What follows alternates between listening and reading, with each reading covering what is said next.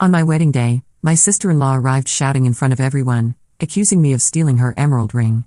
My husband furiously said, "Return it immediately or the wedding is off." I replied, "I didn't take her emerald ring." He punched me, and I fell to the ground. The next day, he called me trembling because my name is Emily, and I will never forget this day, which must have been the most beautiful of my life. It was a Saturday in June. The sun shone on the little church of Saint Germain des Prés where I was going to marry Thomas, the man I had loved for 5 years. The air was filled with the scent of freshly cut roses, and soft music escaped from the open doors of the church. I stood in a small back room, nervously adjusting my veil in front of a full-length mirror. My best friend, Sophie, was helping me straighten out the wrinkles in my dress. My heart was racing, a mixture of excitement and anxiety. I had waited so long for this moment, and now that it was here, I felt overwhelmed with emotion. "You look beautiful, Emily," Sophie said to me, placing her hands on my shoulders. "Thomas will be dazzled." I smiled at him in the mirror, grateful for his reassuring presence. We had known each other since high school, and she had been by my side through every important step in my life. Today was no exception. Suddenly, we heard a commotion coming from the entrance to the church. Voices were raised, louder and louder. Sophie and I exchanged a worried look. "What's going on?" I whispered, feeling my stomach drop. Sophie opened the door a crack to take a look. "I don't know," she said, looking perplexed. "There is a crowd near the entrance." My father, who was to lead me to the altar, appeared at the door, his face pale. "Emily, my darling," he said softly, "there is a problem." Before I could ask what it was, the door burst open, and Claire, Thomas' sister, burst into the room. His face was red with anger, his eyes flashing. "You," she shouted, pointing at me. "How dare you?" I took a step back, shocked by the violence in his tone. "Claire," I stammered, "what's going on?" "Don't play innocent with me," she screamed. "You stole my emerald ring, the one my grandmother left me." Silence fell in the small room. I felt everyone's eyes turned towards me. My heart began to pound even harder, this time out of fear and confusion. I don't understand," I said, my voice barely audible. "I have never seen your ring, Claire." But Claire didn't want to hear anything. She continued to accuse me, her voice carrying throughout the church. I could hear the murmurs of the guests, their worried whispers. Thomas appeared at the door, his face serious. His eyes moved from his sister to me, incomprehension written on his face. "Emily," he said in a tense voice, "is that true?" I felt my heart break as I heard the doubt in his voice. How could he believe I was capable of such a thing? "Thomas," I said, with tears in my eyes, "I swear I didn't do anything. I never saw that ring." But the damage was done. Doubt had set in, and I could see it in Thomas's eyes, in those of our guests who had gathered at the door. The next few minutes were a whirlwind of confusion and pain. Claire's accusations continued to rain down, more and more virulent. Thomas remained silent, his gaze moving from his sister to me, unable to take sides. I felt trapped, cornered. How did we get here? How had this day, which was supposed to be the most beautiful day of my life, turned into a nightmare? Sophie tried to defend me, to calm the situation, but her voice was lost in the tumult. My father stayed by my side, a protective hand on my shoulder. Finally, Thomas spoke. His voice was cold, distant, so different from that of the man I loved. "Emily, if you took this ring, give it back now. Otherwise, the marriage is cancelled." These words hit me like a punch. I couldn't believe what I was hearing. The man I loved, the man who would be my husband in a few minutes, was now threatening to annul our marriage based on unfounded accusations. "Thomas," I begged, tears flowing freely down my cheeks, "I swear I don't have that ring. I've never seen it. How can you doubt me?" But my words seemed to fall into thin air. Thomas' gaze was hard, influenced by his sister's accusations and perhaps by his own doubts. The guests were starting to get restless. I heard their murmurs, their speculations. Some took my side, others that of Claire. The atmosphere of joy and love that should have reigned on that day had transformed into one heavy with suspicion and judgment. I felt alone, betrayed, humiliated. How could I prove my innocence? How could I convince Thomas, the man I loved more than anything, that I had done nothing wrong? The minutes passed, endlessly. Every second that passed seemed to drive a deeper wedge between Thomas and me. I saw our future, all our dreams and plans, crumbling before my eyes.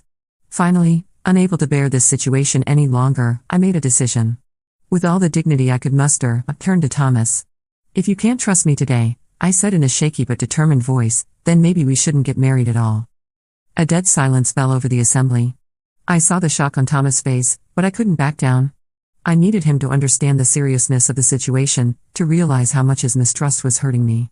Without waiting for his response, I turned to my father and Sophie. "Take me away from here," I whispered. As we headed towards the exit, I heard Thomas' voice calling my name, but I didn't turn around. My heart was in pieces, my trust shattered. What was supposed to be the happiest day of my life had turned into my worst nightmare. As I left the church, I felt the sun on my face, a cruel contrast to the storm raging in my heart. I didn't know what the future held for me, but one thing was certain: nothing would ever be the same again. I found myself in front of the Saint Germain des Prés church, my heart in pieces and my mind in disarray. The June sun, which a few minutes earlier had seemed so promising to me, now seemed cruelly indifferent to my distress. Passers-by stared at me, intrigued by this bride crying on the steps of the church. I must have put on a pitiful spectacle. Sophie held me by the shoulders, gently leading me away from the entrance. My father, with a serious face, tried to disperse the curious people who were beginning to gather. I could still hear the echoes of the argument inside the church, Claire's shrill voice dominating all the others. "Come, Emily," Sophie whispered. "Let's go somewhere quieter." I let myself be guided, like an automaton, to a small cafe a few steps away. The boss, seeing my state, quickly installed us in a quiet corner, out of sight. I collapsed into a chair, unable to hold back my sobs any longer. How could he do this to me? I sobbed, my hands trembling. How could he doubt me? Sophie hugged me, whispering comforting words to me that I didn't even hear. My father sat across from me, his face showing suppressed anger. "My dear," he said softly, "we all know you didn't do anything wrong. This woman is crazy. And Thomas should have defended you." His words, while comforting, only increased the pain in my chest. Yes. Thomas should have defended me. He should have believed in me, in us, but he hadn't done it. Suddenly, the cafe door burst open. Thomas stood there, out of breath, his eyes red. My heart leapt in my chest, a mixture of hope and fear. "Emily," he said, approaching our table. "We need to talk." My father jumped up, placing himself between Thomas and me. "I think you've done enough, boy," he growled. But I put a hand on my father's arm.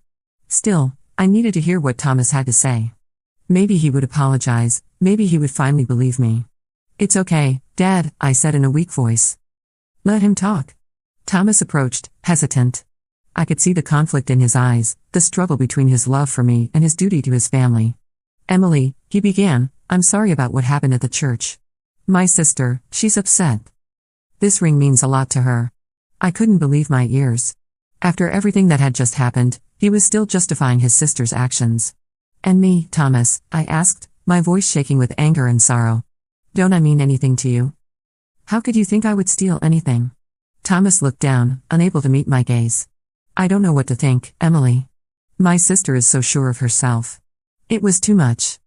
The pain in my chest turned into cold rage. I stood up, facing the man I thought I knew, who I thought I loved. "Is your sister sure of herself?" I repeated, incredulous. "And me, Thomas, are you not sure of me, of my integrity, of my love for you?" The cafe patrons were now staring at us openly, captivated by our drama playing out before them, but I didn't care. All that mattered in that moment was Thomas and me and the chasm that seemed to widen between us. "Emily, try to understand," Thomas pleaded. "This is a difficult situation for everyone. If you could just..." I didn't let him finish. If I could what? Thomas confessed to a crime I didn't commit, except being treated like a thief on my wedding day? The tension was palpable.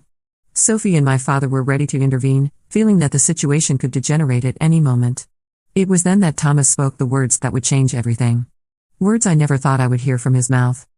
"Maybe if you just confessed, we could work things out," he said, his voice barely audible. Time seemed to stand still. I stared at Thomas, searching in his eyes for a trace of the man I loved. The man I trusted. But all I saw was a stranger. Without thinking, my hand left. The slap echoed throughout the cafe, startling the other customers. Thomas took a step back, shocked, his cheek reddening where my hand had hit him. "How dare you?" I cried, tears flowing freely down my cheeks. "How dare you ask me to confess to something I didn't do?" The silence that followed was deafening. Thomas looked at me, a hand on his cheek, disbelief written on his face. Then, in an instant, his expression changed. Surprise gave way to anger. Anger I had never seen in him before. What happened next will forever be etched in my memory as the moment my world fell apart for good. Thomas raised his hand. I experienced the movement as if in slow motion, unable to react. Then pain exploded across my cheek as his fist made contact with my face. I staggered backwards, barely caught by Sophie. The cries of surprise and indignation from the other customers of the cafe reached me as if through a fog. My father threw himself at Thomas, pinning him against the wall. "You bastard," my father roared, shaking Thomas like a plum tree. "How dare you lay a hand on my daughter?" The owner of the cafe intervened, separating the two men. "Out," he shouted. "Everyone get out of here before I call the police." Sophie was already guiding me towards the exit, protecting me from the curious and horrified looks of the other customers. My father followed us, giving Thomas one last murderous look before slamming the cafe door. Once outside, the reality of what had just happened hit me hard. The man I loved, the man I was going to marry, had just hit me. The shock, the pain, the betrayal, everything mixed together in a whirlwind of emotions that I couldn't untangle. "We need to go to the hospital," Sophie said, examining my cheek which was starting to swell. But I shook my head. "No," I whispered. "I just want to go home." My father nodded, understanding my need to get away from this place, from these memories. He hailed a taxi, and soon we were driving through the streets of Paris, leaving behind the church, the cafe, and the ruins of what should have been the happiest day of my life. The journey took place in heavy silence. I looked out the window without really seeing the landscape passing by. The lively streets of Paris, the crowded cafe terraces, the couples hand in hand, everything seemed to belong to another world, a world to which I no longer belonged. When we got home, Sophie helped me up the stairs. My legs were shaking, and I felt drained of all energy. Once in my apartment, I headed straight to the bathroom. I needed to see for myself. The mirror reflected back to me the image of a stranger. A woman with reddened eyes, smeared makeup, a bruise already forming on her cheek. My wedding dress, that symbol of joy and hope, now seemed a cruel irony. I slowly took it off, letting the white fabric slide to my feet. Every movement reminded me of pain, physical and emotional. Sophie knocked gently on the door. "Emily, do you need help?" "No," I replied in a voice I didn't recognize. "I just need to be alone for a while." I heard his footsteps moving away and the murmur of his conversation with my father in the living room. They were worried about me. I knew it. But in that moment, I couldn't face their worry, their pity. I slipped into the shower, letting the hot water run over my body. The tears mixed with the water, and I finally gave free rein to my sorrow. How did we get here? How could love turn so quickly into something so ugly, so painful? When I finally came out of the bathroom, wrapped in a bathrobe, I found Sophie and my father sitting in the living room. They jumped up when they saw me, worry showing on their faces. "My dear," my father began, "maybe we should go file a complaint." But I shook my head. "No, Dad. Not now. I can't. I can't face this right now." He nodded, understanding despite the anger that still shone in his eyes. Sophie came closer, gently taking me in her arms. "I'll stay with you tonight," she said. It wasn't a question. I nodded, grateful. The idea of facing this night alone scared me more than I wanted to admit. That night, lying in bed, I listened to the regular breathing of Sophie who was sleeping on the sofa in the living room. Sleep eluded me. My mind constantly replaying the events of the day. Thomas Stout, his sister's accusation, the slap, the blow, each memory was like a dagger in my heart. As the first light of dawn began to filter through the curtains, I made a decision. I couldn't let this day define the rest of my life. I had been a victim, yes, but I refused to remain a victim. Somehow, I had to find the strength to move forward, to rebuild my life. With this resolution, I finally felt sleep overtaking me. A restless sleep, populated by confused dreams, but a sleep all the same. And when I woke up, I would have to face a new day, a new reality. A reality where I was no longer the bride-to-be, but a woman betrayed, hurt, but determined to get back up. The next morning, I was awakened by a ray of sunlight filtering through the curtains. For a brief moment, everything seemed normal. Then the searing pain in my cheek brought me back to reality. The events of the day before came flooding back to me like a tidal wave, leaving me breathless. I sat up slowly in my bed, each movement seeming to require superhuman effort. My reflection in my dresser mirror made me wince. A purplish hematoma spread across my left cheek, a cruel testimony to Thomas's betrayal. Sophie was still sleeping on the living room sofa. I quietly slipped out of the room, not wanting to wake her. In the kitchen, I turned on the coffee maker, the familiar sound bringing a semblance of normalcy to what was shaping up to be anything but a normal day. My phone, which I had turned off the day before, was taunting me on the counter. I knew I would have to turn it on at some point, face the outside world, but not now. Not right away. The coffee flowed slowly, its aroma filling the kitchen. I stared at the filling cup, trying to collect my thoughts. What should I do now? How was I going to explain the situation to my family, my friends, my colleagues? Shame and anger warred within me, leaving me confused and exhausted. Emily. Sophie's sleepy voice pulled me from my thoughts. She stood in the doorway, her hair disheveled, her face marked with worry. How are you feeling? I shrugged my shoulders, unable to find the words to describe the whirlwind of emotions inside me.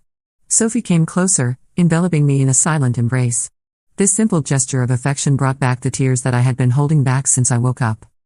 I'm here, she whispered, rubbing my back gently. We're going to get through this together. We stayed like that for a moment, the silence of the kitchen broken only by the sound of the coffee maker. Finally, I slowly pulled away, wiping my eyes. Thanks for staying, I said. My voice hoarse from crying. Sophie smiles at me sadly. That's normal. That's what friends are for, right? We sat at the kitchen table, each with a steaming cup of coffee. The silence stretched between us, comfortable but full of unsaid words. Maybe you should go see a doctor, Sophie suggested gently, pointing to my cheek with her chin. I shook my head. It'll be okay. It's just a bruise. Sophie frowned, visibly disagreeing, but didn't persist. She knew when not to push. What are you going to do now? She asked after a moment. That was the €1,000,000 question. What was I going to do? My world had fallen apart in the space of a day. The future that I had imagined, planned, had evaporated like smoke. I don't know, I finally admitted. I guess I'll have to cancel the honeymoon, tell the guests that the wedding is cancelled, face my family, my colleagues. The to-do list seemed endless and overwhelming. How was I going to explain what happened? The truth seemed too cruel, too humiliating to share. You don't have to do everything right away, Sophie said, placing her hand on mine. Take the time you need. I nodded, grateful for his understanding, but I knew I couldn't put off the inevitable forever. With a sigh, I reached for my phone. It was time to face reality. As soon as I turned on the device, it started vibrating frantically. Dozens of notifications appeared, missed calls, messages, emails. Most came from family and friends, worried about not having any news. A few came from Thomas. My finger remained hovering over his name. Should I read his messages? What could he possibly have to say to me after what he had done? Before I could make a decision, the phone started ringing. My mother's name appeared on the screen. I took a deep breath and answered. Hello, Mom. Emily. My God. Finally. We were worried to death. What happened? Where are you? My mother's questions poured out like a torrent. I closed my eyes, searching for the strength to respond. I'm home, Mom, I said softly. I'm fine. It's just the wedding is cancelled. There was silence on the other end of the line. Then, in a hesitant voice, cancelled? But why? What happened, my darling? I glanced at Sophie, who nodded encouragingly. Taking a deep breath, I began to recount the events of the day before. The accusations from Thomas' sister, his lack of confidence in me, the argument at the cafe. When I got to the moment when Thomas had hit me, my voice cracked. The shock gasp from my mother on the other end of the line made me realize how serious the situation was. Oh, darling, she whispered, her voice trembling with emotion. I'll be right there. Despite my protests, she insisted on coming. An hour later, she was at my door, her arms full of shopping bags. I thought you might not want to go out, she explained, placing the bags on the kitchen counter. His gaze lingered on my face, and I saw his eyes fill with tears. Without a word, she took me in her arms, holding me tight against her like when I was little. The day passed in a blur of telephone conversations and visits. My father arrived shortly after my mother, anger and worry warring across his face. My brothers called, offering to look after Thomas, an offer I firmly declined despite a little voice inside me that found the idea tempting. Sophie stayed by my side, screening calls, managing visitors, making sure I ate and rested. His presence was a rock I clung to in the storm of my emotions. Towards the end of the afternoon, just as I was starting to feel overwhelmed by everything that was going on, my phone rang again. Thomas' name appeared on the screen. The room seemed to freeze. My parents and Sophie looked at me, waiting for my reaction. My heart was racing as I stared at the screen, unsure. You don't have to answer, my father said softly. But I knew I had to do it. If I wanted to move forward, I had to face this conversation. With a trembling hand, I answered, Hello, Emily. Thomas' voice was hoarse, as if he had been crying. I am so sorry. I don't know what came over me. I interrupted, surprising even myself with the firmness of my voice. You can't erase what you've done with an apology, Thomas. There was silence on the other end of the line. Then, in a broken voice, I know I ruined everything, but I have to see you. There's something you need to know. My heart leapt in my chest. What could he possibly have to say to me? Part of me wanted to hang up, to cut all ties, but another part, smaller but insistent, wanted answers. I don't think that's a good idea, I finally said. Please, Emily, he pleaded. Just once. After that, if you never want to see me again, I'll understand. I closed my eyes, weighing the pros and cons. Finally, curiosity won out. Okay, I conceded. But not today, and not alone. We agreed to meet the next day at a cafe near my house. Sophie insisted on accompanying me, and I accepted gratefully. After hanging up, I turned to my family and Sophie. Their faces reflected a mixture of concern and support. Are you sure you want to see him? My mother asked, her voice tinged with apprehension. I nodded. I need to know. I need to understand why all this happened. That night, I lay in bed and stared at the ceiling, unable to fall asleep. What could Thomas have to say to me? What could possibly justify what had happened? As dawn began to break, I got up, resigned to a sleepless night. I made myself a coffee and sat on the balcony, watching Paris slowly wake up. Whatever this day had in store for me, I knew one thing. Nothing would ever be the same again. But maybe, just maybe, I would find the answers I needed to start healing. The day of my meeting with Thomas dawned, gray and threatening.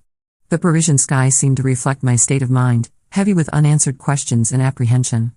I prepared mechanically, choosing simple comfortable clothes, far from the wedding dress I should have worn for our honeymoon. Sophie arrived early, her face full of worry and determination. Are you sure you want to do this? She asked me for the umpteenth time. I nodded, unable to put into words the complex mix of emotions swirling inside me. Fear, anger, curiosity, a remnant of love perhaps. Everything was mixed up in indescribable chaos. We headed towards the Café des Artistes, a small, quiet establishment where Thomas and I used to go. The choice of this place suddenly seemed cruel to me, full of happy memories that contrasted painfully with current reality. Thomas was already there when we arrived. He was sitting at a table in the back, his pale, drawn face betraying his lack of sleep. When he saw us, he stood up awkwardly, visibly hesitating how to greet us. Emily, he said softly, his eyes lingering on my face, on the still visible mark of his blow. Guilt and shame were clearly visible in his eyes. Thomas, I replied coldly, sitting down without offering him my hand. Sophie took a seat next to me, her presence reassuring. A heavy silence settled. The waiter came to take our orders, providing a brief welcome distraction. Finally, Thomas took a deep breath. Thank you for coming, he began. I know I don't deserve you to listen to me, but get to the point, Thomas, I interrupted. You said you had something to tell me, so say it. He nodded, his hands playing nervously with his coffee cup. After what happened at the church and at the cafe, I went home to my parents. I was lost, angry, confused. And then, he paused, seeming to search for words. I felt my heart speed up, anticipating what was coming next. I found the ring, he finally blurted out. The world seemed to stop for a moment. What? I whispered incredulous. My grandmother's emerald ring, Thomas continued, his voice barely above a whisper. It was in my sister's room. She had just misplaced it. I felt anger rising inside me like a wave. Lost, I repeated, my voice trembling with suppressed rage. She accused me of stealing, ruined our marriage, and all because she misplaced her ring.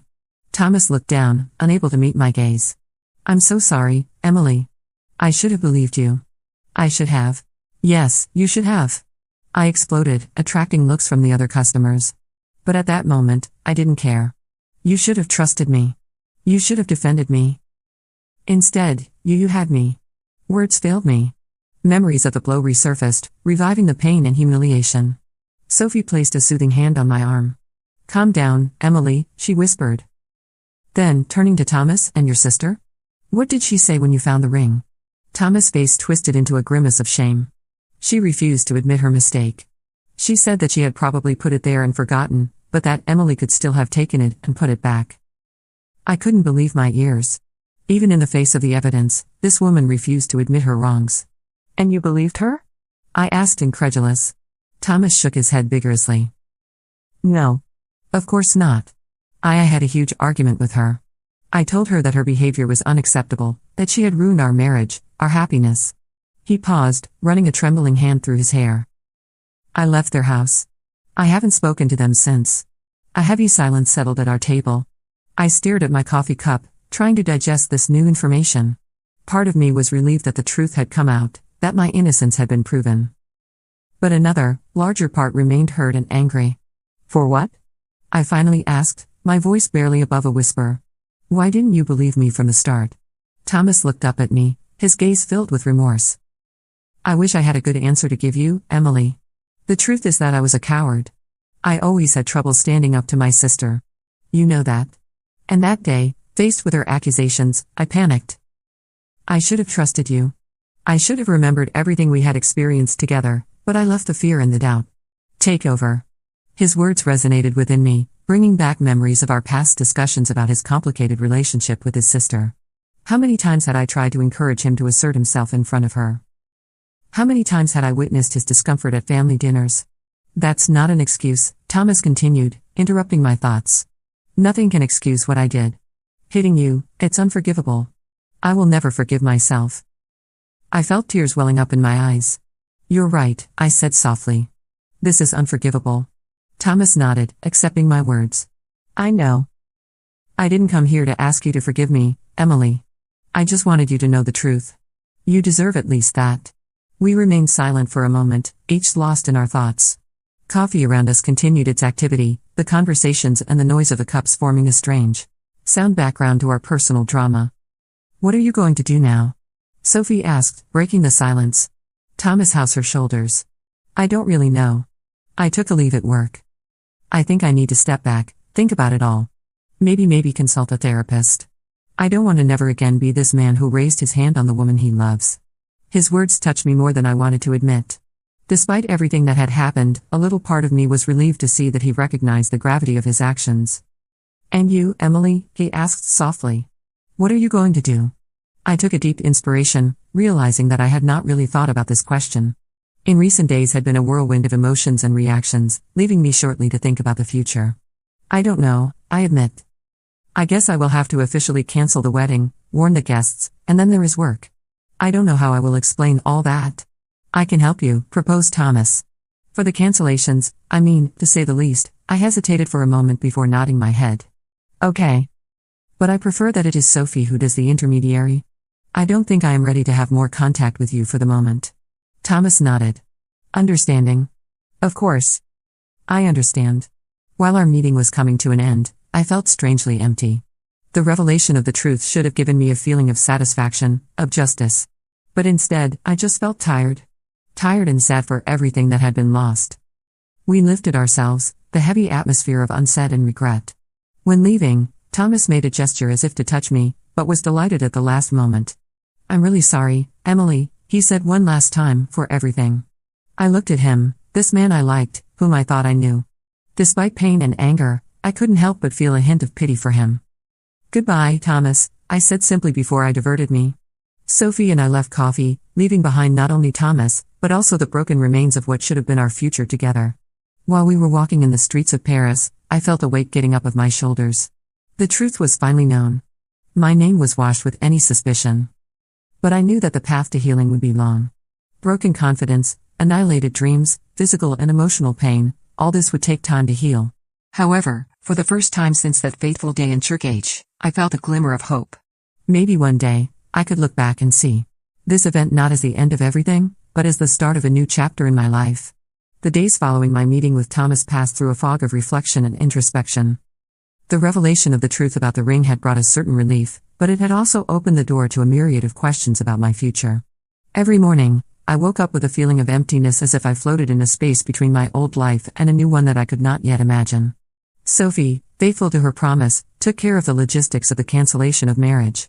She managed calls to guests, the caterer, the florist, sparing me the pain of having to explain again and again why the big day would not take place.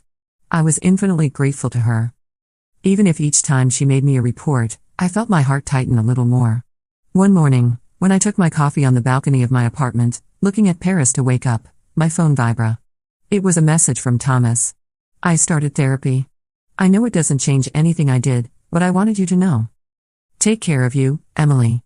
I stared at the screen for a long time, not knowing how to react.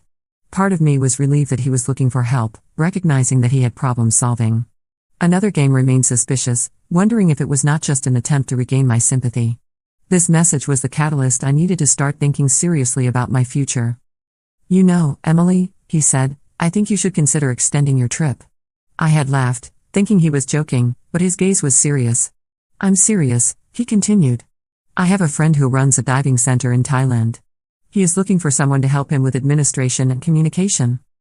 It could be a great opportunity for you. The idea first seemed to me crazy. Me in Thailand, working in a diving center. It was light years from my Parisian life, my work in finance. But the more I thought about it, the more the idea made its way. Wasn't that exactly what I needed? A chance to reinvent me completely, far from everything that reminded me of my old life? After several days of reflection and long conversations with Sophie via Skype, I made my decision. I was going to do it. I was going to extend my sabbatical leave and leave for Thailand. The day of my departure from the Seychelles was both sad and exciting. I say goodbye to Luke, thanking him for his friendship and for having opened my eyes to new possibilities. He made me promise to send him photos of my adventures in Thailand. The arrival in Bangkok was a culture shock. Spicy smells, constant noise, wet heat, everything was so different from what I knew. But strangely, I felt in my place in this organized chaos. The diving center was on a small island in southern Thailand. As soon as I arrived, I was welcomed by Mark, the friend of Luke, a French expatriate for more than 10 years. His enthusiasm was contagious, and I surprised myself to smile more than I had done for months. The first weeks were intense. I learned the basis of diving while taking care of the administration of the center. It was a demanding but rewarding job. Each evening, exhausted but satisfied, I fell asleep to the sound of the waves, a feeling of peace that suits me little by little. One day, while I was working on the center website, Mark came to see me with an unexpected proposal. Emily, he said, I saw the photos you took. They are really good. What would you like to use them for our new brochure? I was surprised and flattered. Luke's lessons had borne fruit, but I had never thought that my photos could be used professionally. It was the start of a new adventure. In addition to my administrative work, I began to document the life of the diving center. I photographed divers, colored fish, coral reefs. Each shot reminded me how beautiful and surprising life could be. The months passed, and I realized that I no longer wanted to return to Paris. My life here, simple but filled me in a way that I would never have imagined. One evening, sitting on the beach watching the sunset, I released my phone and composed the number of my former boss in Paris. Hello, Jean-Pierre, I said when he picked up. I hope I don't mind. Emily, what a pleasure to hear you. How is your trip going? I took a deep breath. That's just what I wanted to tell you about. I don't think I come back to Paris. There was a moment of silence at the other end of the line. I see, he said finally. Are you sure of yourself? Yes, I replied, surprised by my own certainty. I found something here, a life that suits me.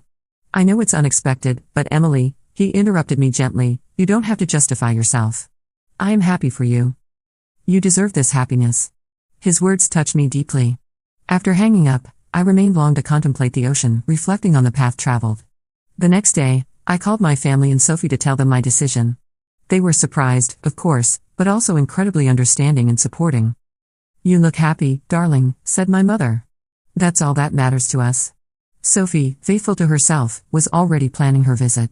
You still don't think I'm going to let you live this dream alone? She joked. The weeks that followed were filled with changes. I found a small bungalow near the beach, began to learn the Thai, and invest myself even more in my work in the diving center. One evening, when I sorted my photos of the day, I came across an old image of me and Thomas. I was surprised to see that the pain I expected to feel was absent. Instead, I felt a sweet melancholy, almost gratitude. Without this painful experience, I would never have had the courage to leave everything, to really discover myself. I took my newspaper and started writing, as I did it every night since my departure from Paris. But this time, instead of talking about the past, I wrote about the future, on my projects to develop my skills in photography, on my desire to explore other islands in the region, on the peace that I had found here. By closing my newspaper, I realized that for the first time for a long time, I was really happy. Not in a brilliant and noisy way, but in a deep and serene way. The path had been long and difficult, but I had finally found my place. Here, on this little Thai island, I found much more than a new start. I had found a new Emily, stronger, wiser, ready to kiss life in all its complexity. While I fell asleep that night, rocked by the sound of the waves, I smiled. Tomorrow would be a new day, filled with new adventures, new challenges, and I was ready to face them, a photo at a time.